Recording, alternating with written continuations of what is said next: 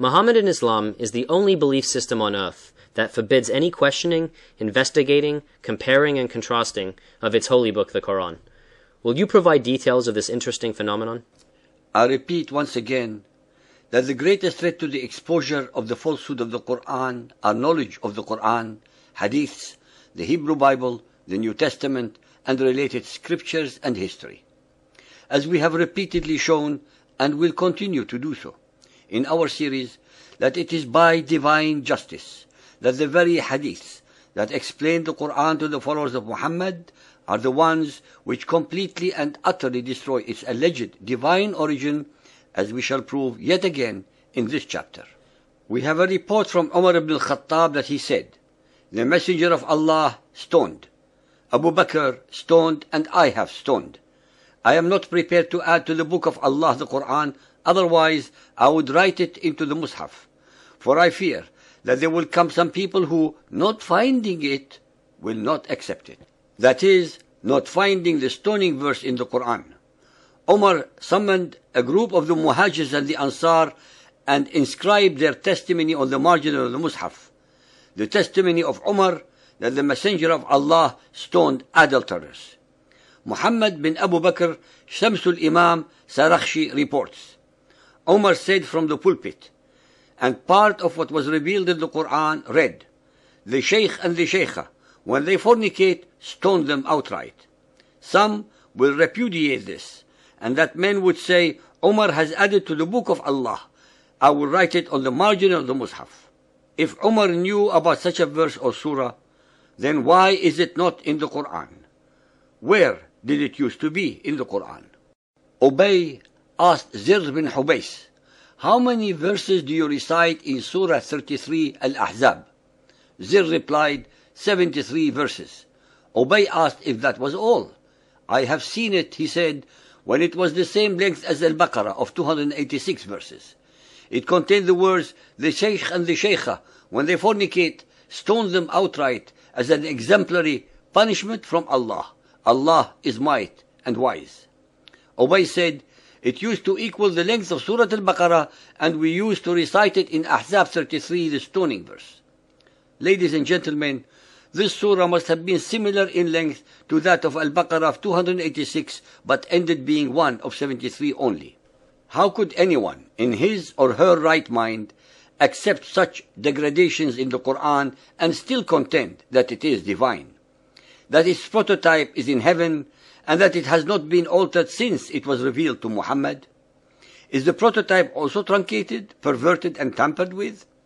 What answers can the followers of Muhammad conjure up to explain away these catastrophic facts?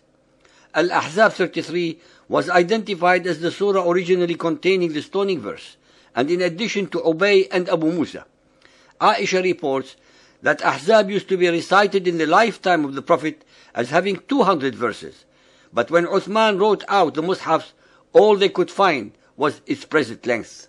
Aisha explains how the wording came to be omitted from the Mus'haf. The stoning verse and another verse were revealed and recorded on a sheet, Sahifa, which was placed for safekeeping under her bedding. When the Prophet fell ill and the household were preoccupied with nursing him, a domestic animal got in from the yard and gobbled up the sheet. Ibn Abbas said, had Ibn Adam possessed 2 wadis of pelf, he would have desired a third. Only dust will fill the mouth of Ibn Adam, but Allah relents to him who repents. Umar asked, "What is this?" Ibn Abbas replied that Ubay had instructed him to recite it. Umar took Ibn Abbas to confront Ubay. Umar said, "We don't say that." Ubay insisted that the Prophet instructed him. Umar asked him, "Shall I write it into the Mus'haf in that case?" This too is not written in the Quran. Burayd claims to have heard the Prophet recite Ibn Adam at prayer. The ayah was in Surah Yusuf, number 12.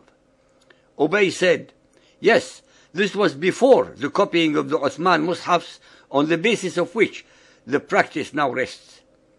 Zuhri reports, "We have heard that many Quran passages were revealed, but those who had memorized them fell in the battle of Yamama fighting. Those passages had not been written down, and following the deaths of those who knew them were no longer known.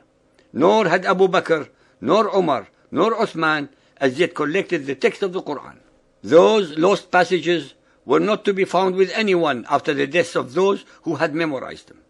This was one of the considerations which impelled the Muhammadans to pursue the Quran during the life of Abu Bakr, committing it to sheaths for fear that there should perish in further theaters of war men who bore much of the Quran, which they would take to the grave with them on their fall, and which, with their passing, would not be found with any other. There is no doubt that this verse was removed from the Quran because it alleged that those who died met with Allah, which is contrary to the Muhammadan doctrine that no human can meet face to face with Allah. The extreme Shia, the Rafidis, allege that the impious rulers of Muhammadan Islam had expunged from the Mus'haf some 500 verses, including those which most unambiguously marked out Ali as the appointed successor to the Prophet. The rebels against Uthman, justifying their revolt, enumerated amongst their grievances their resentment at his having expunged the Mus'hafs. All the above are only a small ripple in a tsunami of such abrogations, missing verses, missing surahs, added verses, and interloped surahs that can never be attributed to any omniscient divinity. Contrary to all the allegations and dogma of the followers of Muhammad, the Quran that we have today is not the same that was allegedly revealed to Muhammad, but has been repeatedly and deliberately tampered with to fulfill sectarian agendas. What is extremely relevant to point out is that the ahadith and traditions were written by Muhammad's contemporaries and companions in Arabic, and are the ones that are making these assertions, and not some outsiders or enemies to the faith of Muhammadan Islam. As I mentioned before, that it is indubitably by divine justice that the hadiths single-handedly, without the need for outside help or interference, destroy the alleged divine origin and veracity of the Quran.